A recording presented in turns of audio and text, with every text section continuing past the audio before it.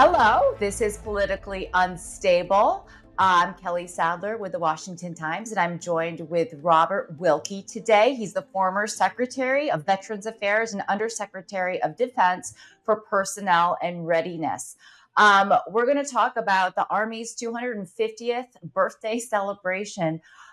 Without the U.S. Army, they were founded before America, there would be no U.S. Robert, can you give us kind of the history of the Army? I mean, some of the greatest battles, the origins, and talk about the pride we should have in America and our military. Well, I may be wearing this Air Force pin, I'm sorry, but as an Air Force guy, I I'm was sorry to make you no, talk about the no, no, Army. no. I was born in khaki diapers. My father, when I was in junior high school, was senior officer in the 82nd Airborne Division. My earliest memories are of the artillery half section rolling across the old post parade ground at Fort Sill, and then later the mass jumps of the All American Division on the Normandy and Sicily drop zones at Fort Bragg. I was raised around the Army traditions, and I was privileged in my youth to see some of our great heroes, including Audie Murphy and then Matthew Ridgway, who commanded the All Americans and the Screaming Eagles in the airborne assault on Hitler's Fortress Europe on the evening of D-Day. The Army's history, I think, is summed up by the late General Colin Powell, where he said that the American soldier is unique in history. First of all, he's liberated more villages, towns, cities, and countries than any soldier since the dawn of civilization. But unlike other soldiers, the only thing he asked for is a place to be buried. And I think that's what makes our Army unique. When I was a youngster, President Nixon got rid of the draft. Mhm. He and General Creighton Abrams created the all volunteer force. Um, since then, our Army has been manned by volunteers from all across the country. Um, Actually, since our country began, 42 million have served, and over a million have died. Mhm. Um, so the traditions, the great leaders, of course, some of them becoming president of the United States. You think of Washington, Jackson, Grant, and of course, Dwight David Eisenhower, who took their battlefield success and their astounding humanity. What made those leaders great not was wasn't particularly their ferociousness, but their belief in a cause, and not in a king, in a constitution. For Washington, obviously, before the Constitution, it was the notion of a free men, um, something that had never before been tried. And when you think about the sacrifices at places like Valley Forge and Morristown, New Jersey, then in Bataan in World War II, I want to say one thing. There's a lot of chatter on the far right. And look, I came into this business with Jesse Helms, so I get up in the morning and let my right hand know what my far right hand is doing. But there's a lot of chatter that soldiers don't fight for a cause, they only fight for their buddies. Well, that can't explain Valley Forge. That can't explain Morristown. That can't explain uh, Major Harry Truman, who lied. He memorized all the eye charts in the Independence Library. He lied to get into the military because he felt that the highest calling for any American was to serve. And and those are the traditions today that we uphold. And I'm very proud to have been part of many generations of an Army family.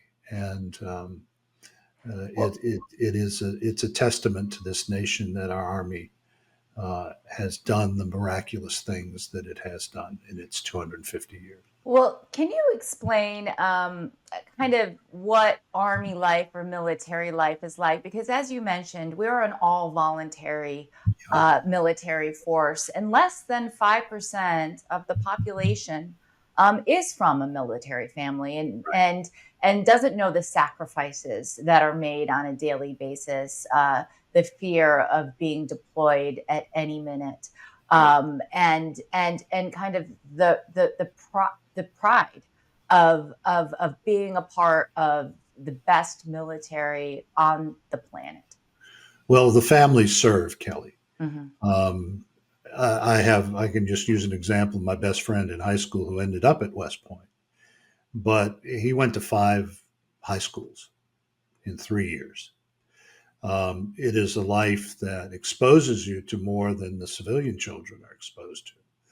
But there's always in the background the call to arms, and some of the saddest moments of my life growing up at Fort Sill and Fort Bragg. You know, when a child was called to the principal's office, there was always a chance that that child wasn't going to a doctor's appointment or a family event, that there was bad news, in my case, from Southeast Asia. And those are the kinds of things that stay with you. And the sad thing is exactly on your point that so many Americans are now separated from military service. Hmm. They think of soldiers as just some news story or a pin on a map. And I think the farther the general population gets from actually understanding uh, the sacrifices that go with that service, I don't think the country's in a good place. But one other observation: there's a deeper question to answer in your question, and I fall back on something that the great historian David McCullough once said. He was teaching a seminar at Yale, an honors seminar, so the best and brightest in the country about post World War II America. And guess what he did? He asked all of these bright people, who was George C. Marshall? Not one of them could answer. Man, Harry Truman called the greatest American of the 20th century. And it goes on down the line. If we don't keep our young people enthused about our history, Hmm. then all these books behind me about generals and presidents, you can flush it because it's not worth much. And Hmm. that's what we need to do to keep our young people excited, keep them um, enthused about our history, about the shining city on the hill, as Reagan would say. Well, you're touching on a point that we need to discuss, and that is for several years, the Army wasn't meeting its recruiting goals, Right. and it was lowering its standards just so it could fill the ranks. Now it's exceeded. This year is the first year it's exceeded. It's already exceeded its 2025 goals for recruitment, and all of the branches of the service are doing a lot better than they were under the Biden years. Can you tell me why there is, this renewed sense of purpose, and what the failures were in the past that didn't allow us to meet these goals? Well, first of all, it goes back to what I said earlier about a culture that really permeates every pore of the Democratic Party, that we live in a racist, oppressive society, that we are responsible for many of the world's ills, if not all of them. You see that playing out on the streets and on the campuses, particularly the elite campuses. Um, the destruction of standards, um, the the fecklessness of leaders, Obama, Biden, people who didn't stand for anything other than they didn't like America, Mhm. and that was evidenced. And most of the soldiers and officers come from one part of the country, and that is the red states of the South and the Southwest and up through the Great Plains. General Mattis used to say he only needed one recruiting station in all of New England because New England is checked out of military service. And the same applies for the West Coast. And I think there was a deliberate message from Biden and Obama that we don't want you. You're not progressive enough. You're not enlightened enough. These are the people who filled the ranks. I think 60% of all the officers in the armed forces come from 11 states, from Virginia to Texas. And that was the message. Go back to my childhood, and there was another president who was not as feckless as Obama and Biden. He'd actually served, he loved his country, he was a terrible president. And that was Jimmy Carter, and you saw recruiting just bottom out. Then Reagan came, and those people who felt they were being excluded rushed to the ranks. The same thing has happened here, because in those places that were being told, we don't want you, they're back, and very proudly back. Can you talk to us about the strength of the U.S. military? Donald Trump likes to, in pretty much every speech, and President Trump was at Fort Bragg celebrating Army's 250th, and oversaw a bunch of their training drills, and was just in awe. And he went overseas to the Middle East a few weeks ago, and he gave a speech where he said, "We've got the most advanced equipment in the entire world. I don't want to use it, but we will use it. And then there'll be fire and fury that will reign against our enemies." We're seeing some of that precision equipment being used right now by Israel. The president said that any arms that they want, they can have. But can you talk about just our sheer strength? Because I think that it's been, there's been a narrative out there that our army and our military is weak, it's feckless, we couldn't win another war because, everything that we've had has become eroded and the defense contractors can't produce and we're over-relying on China, et cetera, et cetera. Right. Well, there's certainly a lot of room for improvement, and I can get to that in a second. But what you said about President Trump is actually, it's a philosophy that's as old as the Republic. I mean, it was George Washington in his various speeches to the Congress as president would often include one sentence: if you want peace, prepare for war. And of course, being the warrior, someone who'd fought first with the British, then against the British, no one knew the cost of being unprepared. In my grandmother's lifetime, and she just passed away at the age of 102 a few years ago, 2 years ago. In her lifetime, we disarmed several times after World War I, World War II, Korea, Vietnam, and we paid a price each time. So the deterrent power of the United States is what needs to be restored. And the reason that we have been stretched is that, had Kamala Harris been elected, we were on a trajectory to hit 2% of GDP on defense. That's something that hasn't happened since the administration of Calvin Coolidge 100 years ago. And it's not so much the materiel, it's the people.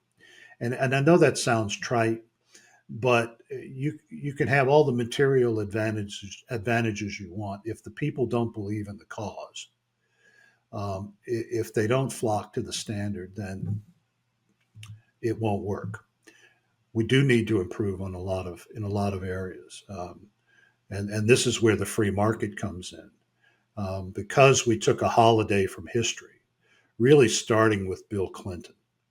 And then it accelerated under Obama and went into warp drive under Joe Biden.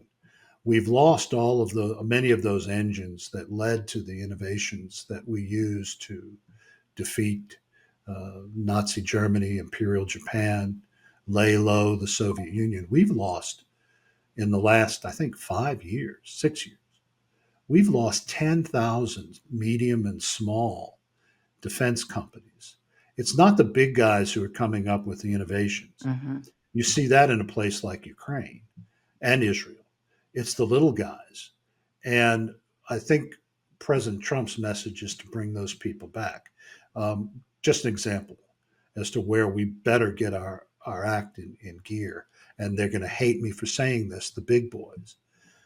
We now have a Gerald Ford aircraft carrier that's sitting in dry dock down in Newport News, and its cost right now is almost $17 billion, and it hasn't moved in a number of years. Now, what president of the United States is going to put a $17 billion aircraft carrier within range of $1 million Chinese anti-ship missile when we could flood the Pacific with the cost of that ship with 5 nuclear attack submarines? My point is, we have to get smart again. Mm-hmm. And Ukraine has told us, showed us the way, that the peer on peer lessons of the 20th century are still with us. But a little country with no navy can wipe an industrial power with a surface fleet off the seas and can attack the Russian Air Force with impunity without having a plane in the sky.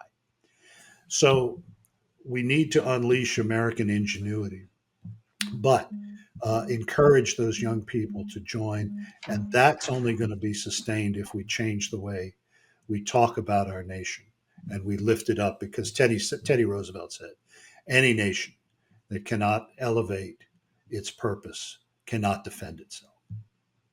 Well, Robert Wilkie, thank you so much for joining me today. I just so love that you're a historian, a scholar. You have experience with just a vast amount of experience within our military ranks, both on the veteran side as well as the active duty side. And, I just really appreciate your wisdom and love talking with you. So thank you so much. It's always a pleasure being with you, Kelly.